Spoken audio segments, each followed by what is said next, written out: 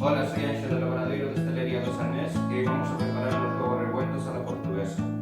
Para esta receta vamos a necesitar 4 huevos, un poquito de perejil picado, media cebolla, 3 tomates cortados estilo concassé, 50 gramos de mantequilla, un poquito de aceite de oliva, sal y pimienta y unos palitos para decorar.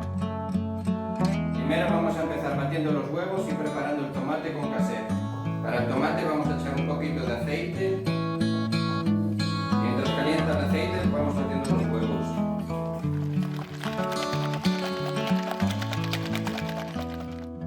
Una vez el aceite esté caliente echamos la cebolla primero. Cuando la cebolla empieza a tener un poquito de color añadimos el tomate. Recordad que el tomate tiene que estar pelado y bien picado.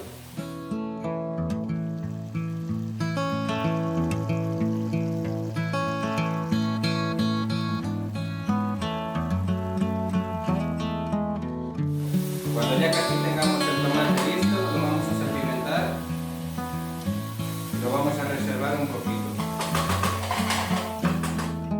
A continuación vamos a preparar los huevos revueltos. Para ello vamos a echar la mantequilla y vamos a dejar que se derrita. Una vez tengamos derretida la mantequilla, es hora de añadir los huevos. Y tenemos que remover y remover. A continuación le vamos a añadir aquí el tomate concassé.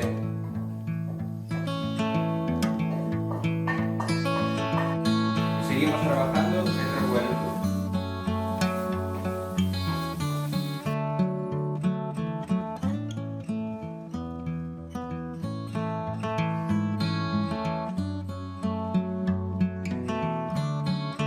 Salpimentamos. No lo vamos a hacer mucho tiempo para que nos resulte jugoso. Una vez listo, vamos a emplatar.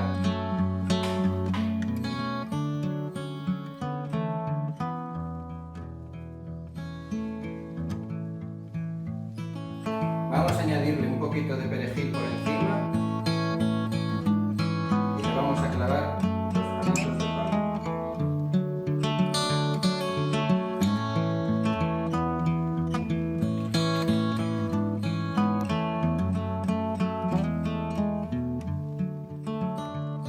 Y este es el resultado de los huevos revueltos a la portuguesa. Espero que intentéis hacer esta receta en casa y que os haya gustado. Un saludo.